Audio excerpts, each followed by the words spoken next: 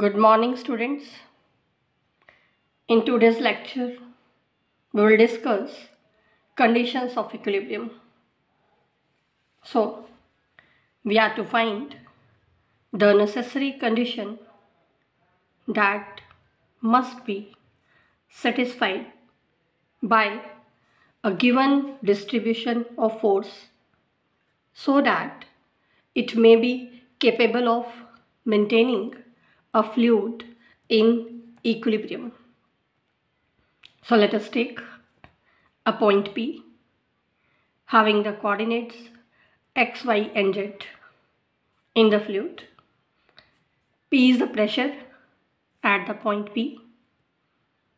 Let us consider capital X, capital Y and capital Z are the components of the external force per unit mass at the point P along x-axis, y-axis and z-axis respectively.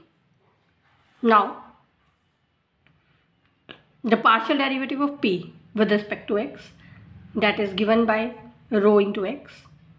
Here rho is the density of the fluid at the point P, and the partial derivative of P with respect to y, that is given by rho into y, and the partial derivative of P with respect to z, that is given by rho into z.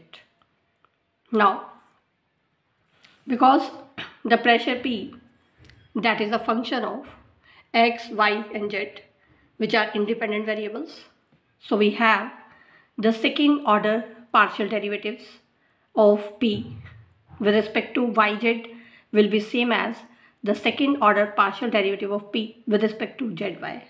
In the same way, the second order partial derivative of P with respect to zx will be same as the second order partial derivative of P with respect to xz.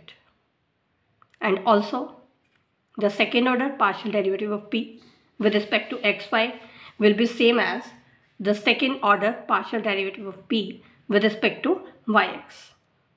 Now, let us consider them one by one. So first of all, let us consider this term.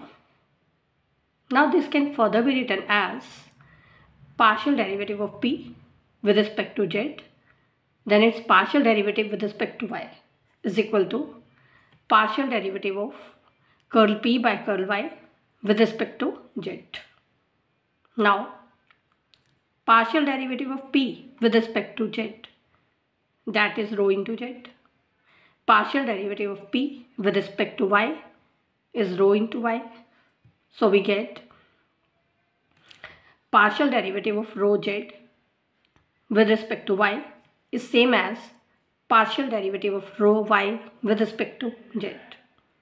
Now using product rule of differentiation, this can be written as rho as it is, partial derivative of z with respect to y plus z as it is, partial derivative of rho with respect to y.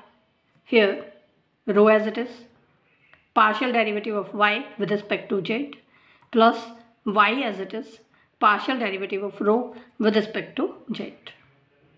Now we can combine the terms with rho on one side and the remaining terms on the other side. So we get rho into partial derivative of z with respect to y minus partial derivative of y with respect to z is equal to y into partial derivative of rho with respect to z minus z into partial derivative of rho with respect to y. Similarly, if we consider this expression, then we get the same kind of expression as we obtained in the equation 5, with only difference that y and z, they will be replaced with z and x.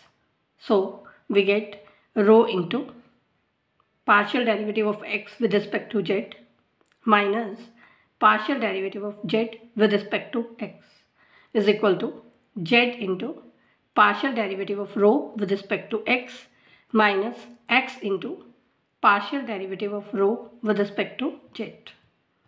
Similarly, if we consider this expression, then we get rho into partial derivative of y with respect to x minus partial derivative of x with respect to y is equal to x into partial derivative of rho with respect to y minus y into partial derivative of rho with respect to x.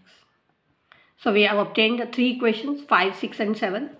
Now let us multiply equation 5 by x, equation 6 by y and equation 7 by z, and adding, then we get the right hand side will be 0 because all the terms will cancel out with each other.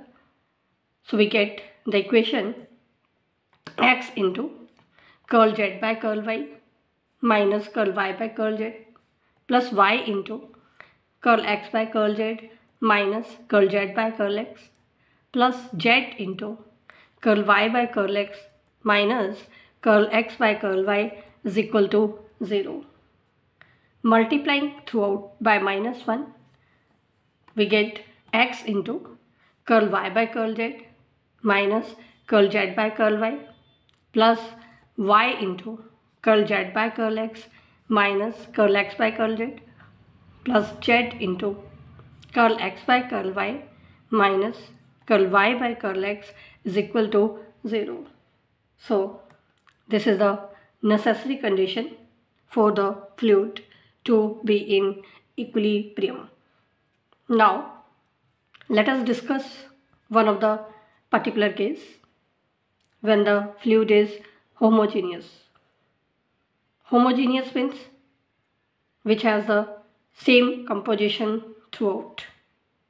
So the density in this case will be constant. The density of the fluid we have denoted by rho. So rho is constant. Therefore, its partial derivatives with respect to x, y and z, they will become 0. So partial derivative of rho with respect to x is 0, partial derivative of rho with respect to y is 0, and partial derivative of rho with respect to z is 0. Now we can put these three values in our equations 5, 6 and 7.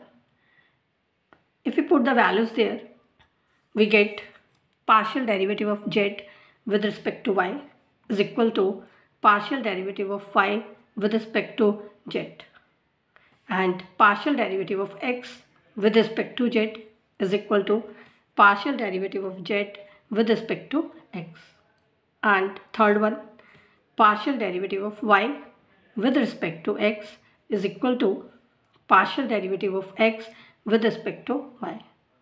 So we can say that if the fluid is homogeneous, in that case the conditions of equilibrium becomes curl x by curl y is equal to curl y by curl x, curl y by curl z is equal to curl z by curl y, and the third one is curl z by curl x is equal to curl x by curl z. So these three conditions, these are the conditions of equilibrium in the case when the fluid is homogeneous. And the most important thing is here capital X, capital Y, capital Z, they denote the components of the force along the axis, and small x, y, z, they are the coordinates of the point taken. So this completes the conditions of equilibrium.